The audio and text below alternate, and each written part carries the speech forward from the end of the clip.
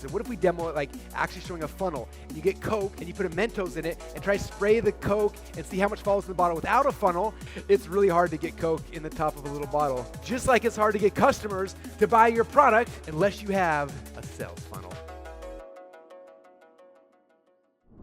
So secret number one you guys have to understand is understanding marketing math. Now, I'm not amazing at marketing, but there's a couple numbers you have to understand how they work. When you understand them, it becomes really, really easy, okay? These are the two numbers. The first number is called CPA, the cost per acquisition. This is how much you are spending to get a customer. So I give Mark Zuckerberg some money.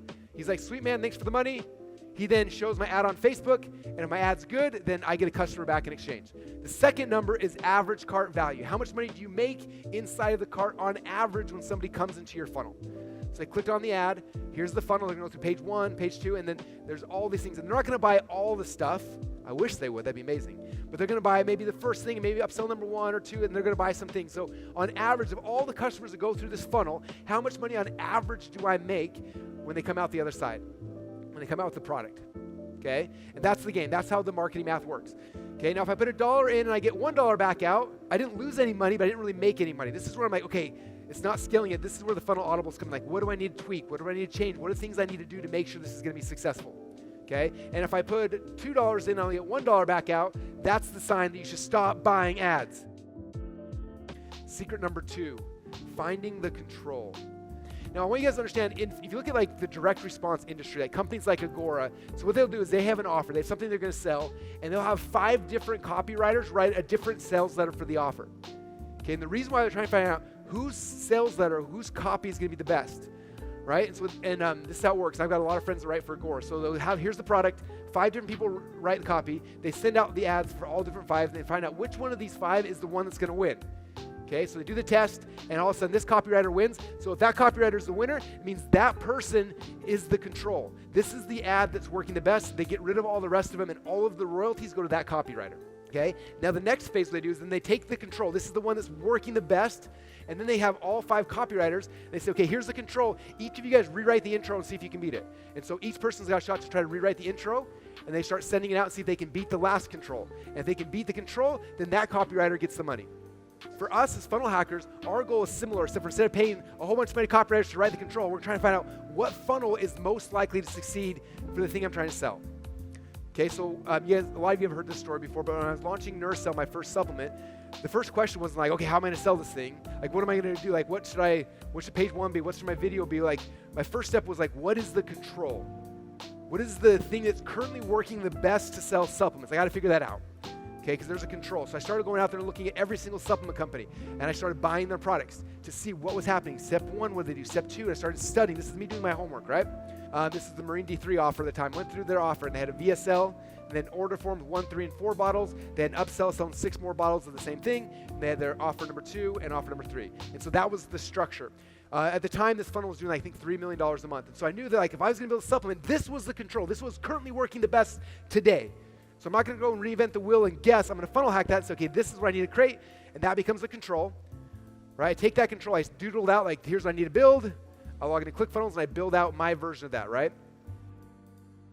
Secret number 4 now, cost per acquisition. How do we get the cost per acquisition lower? Dean and I were having a race trying to see who could sell more of our books, and at first we were like neck to neck, and then something happened, and he started selling way more books than us. And after 2 or 3 hours of digging through all the metrics and numbers, we realized that the difference between our campaigns and Dean's campaigns is that Dean was creating way more ads than us. And I was like, how many ads are you creating? He's like, oh, a couple a day. I was like, a couple a day? I'm like, I do like once or twice every couple months, maybe. He said, no, we do a couple, I do a lot of them. He said, the interesting thing, he said, with Facebook and with Instagram and TikTok and YouTube and all different things like that, he said, the ads don't last 18 months. He's like, they last closer to like 18 days. So the next question is like, well, what kind of creative, like what ads should I make? I don't even know how to make ads, Russell. There's a million different options. Like, how do I do it? I was hanging out a lot with Travis, who was the owner of Chamber Media, and he developed a software he calls the Brain.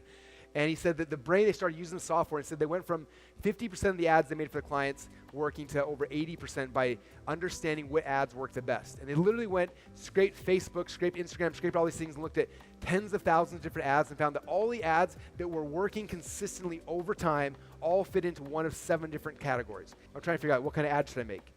Right? Most of us are like, I don't know what kind of ad to make. Let me just get my phone out and make an ad real quick, right?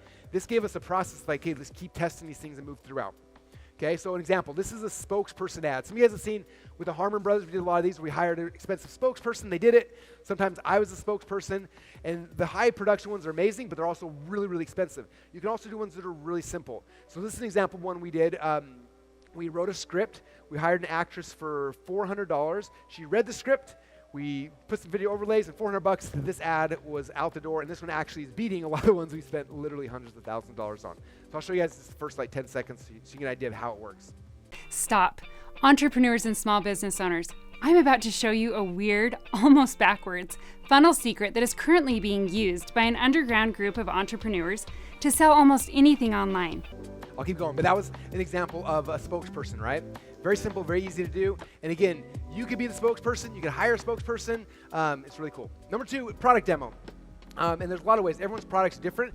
This is how we demoed a book, right? As simple as like just flipping through the pages or taking the Kindle ebook version, just scrolling through. Both these ads have done really, really well for us. So what if we demo it like actually showing a funnel, and you get Coke, and you put a Mentos in it, and try to spray the Coke and see how much falls in the bottle without a funnel, and then do it a second time with an actual funnel. And so we made this video, which was really dorky and fun. It's really hard to get Coke in the top of a little bottle. Just like it's hard to get customers to buy your product unless you have something awesome, which we like to call a sales funnel. Oh. And so we demoed a concept that was in a book that sells .com secrets and sells funnels.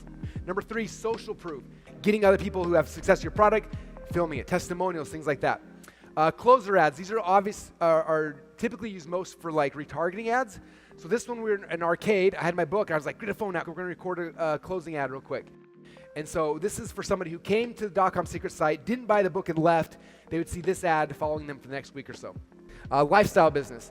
Now, most people in the lifestyle things in my industry are like them in a Ferrari or them in a airplane or whatever. I like lifestyle videos that are more simple. This is Eric Thane and his wife, and this is an example of an ad. Is them opening a 2 Comma Club box, but it's kind of showing them and their lifestyle inside of their home. It's Eric Thane. We are opening the 2 Comma Club Award. We got it. It's a big box. I've been thinking about this for a long time. Here we go. I hope I don't scratch it.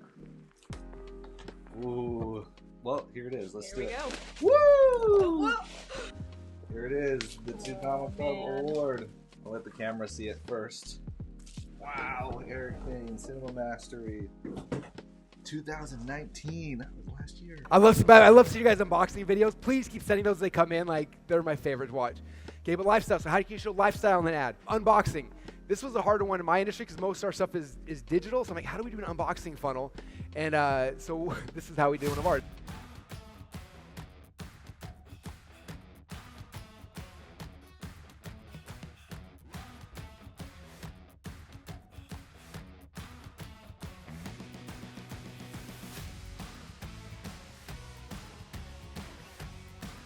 I want to recommend you guys start going out and seeing ads on Facebook or YouTube. Like, start looking at those things, start categorizing them into different categories. This is another interesting thing, Chamber Media, from the brain, is they found these are the average time lengths of the videos that are the most successful, which is kind of encouraging because most of them are 25 seconds, 30 seconds. These aren't long form ads. The ones that are most successful, they're short form, they're fast.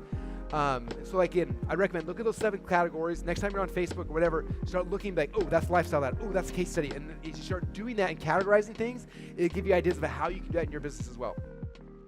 After we've got all these things in place, now we need to let the market vote with their credit cards. Too often we get into our own heads like, oh, I think people are gonna buy this. I think people are gonna buy this.